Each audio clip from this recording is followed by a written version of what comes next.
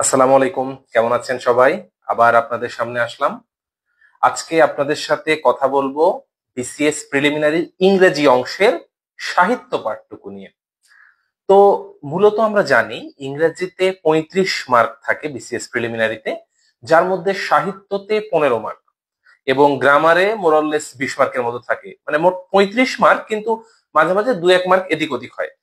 এক্ষেত্রে সাহিত্যের যে 15 মার্কটা আছে সেই 15 মার্কটা মূলত একটু যদি আপনি কষ্ট করেন, আপনি যদি কয়েকটা দিন প্রস্তুতি নেন, তাহলে এখান থেকে খুব সহজেই 12 বা 13 তুলে নেওয়া সম্ভব।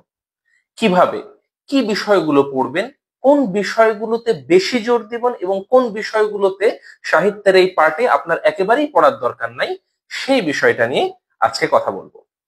তো সাহিত্যে কিছু কিছু লেখক আছে যাদের লেখাগুলো এবং যাদের অন্যান্য বিষয় যেমন কোটেশন বা স্পেশাল সাহিত্যগুলো যেগুলো খুবই আলোচিত, এই জিনিসগুলো পড়তে হবে।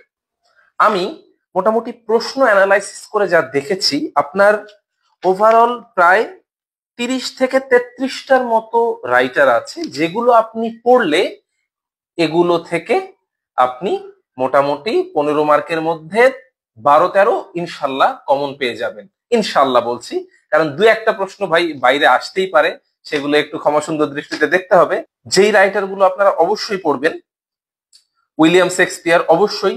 প্রতি বছর এখান থেকে প্রশ্ন আসে এবং এখান থেকে আপনার শুধু সাহিত্য না, ওনার উক্তি, ওনার ঐতিহাসিক সাহিত্য, ওনার স্যাটায়ার, অনেক ধরনের ক্রাইটেরিয়া আছে, সেই জিনিসগুলো আসবে এখানে।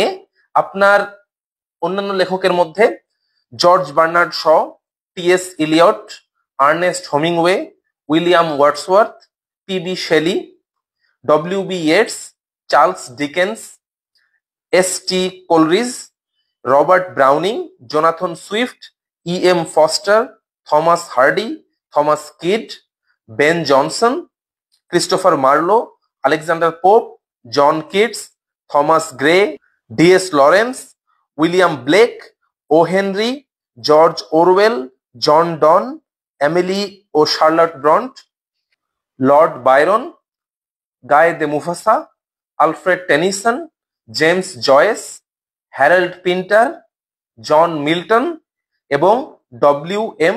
থ্যাকরে। তো মোটামুটি এই 30-32 তো মোটামুটি এই 30-32টা রাইটারের আপনি যদি তাদের বিখ্যাত সাহিত্যগুলো, বিখ্যাত সাহিত্যের কিছু বিখ্যাত ক্যারেক্টার সম্পর্কে, তারপর এত সাহিত্যর পরেও কিছু বিখ্যাত ক্যারেক্টার সম্পর্কে এবং এই সাহিত্যগুলোর কিছু স্পেসিফিক উক্তি বা বাণী যদি আপনারা পড়ে যান, এখান থেকেই দেখবেন বারবার প্রশ্ন আসে। বারবার আমি 35 থেকে 46 পর্যন্ত বিসিএস যে প্রিলিমিনারি গুলো হয়েছে সেগুলোর প্রশ্নগুলো ভালোভাবে অ্যানালাইসিস করতে বলবো। বারবার সেগুলো পড়বেন, ভালোভাবে অ্যানালাইসিস করবেন এবং এখানেই আপনি দেখবেন যে রিপিটেশনটা কিরকম। এই রাইটার গুলোই বারবার পরীক্ষায় আসবে। এখান থেকে আপনি কি পড়বেন? এদের সাহিত্যের গ্রন্থগুলো পড়বেন, এদের স্পেশাল স্পেশাল গ্রন্থের উক্তিগুলো পড়বেন, সাহিত্যের বিভিন্ন লিটারারি টার্মস গুলো পড়বেন এবং আরেকটা মোস্ট ইম্পর্টেন্ট যে জিনিসটা সেটা হচ্ছে লিটারারি পিরিয়ডটা।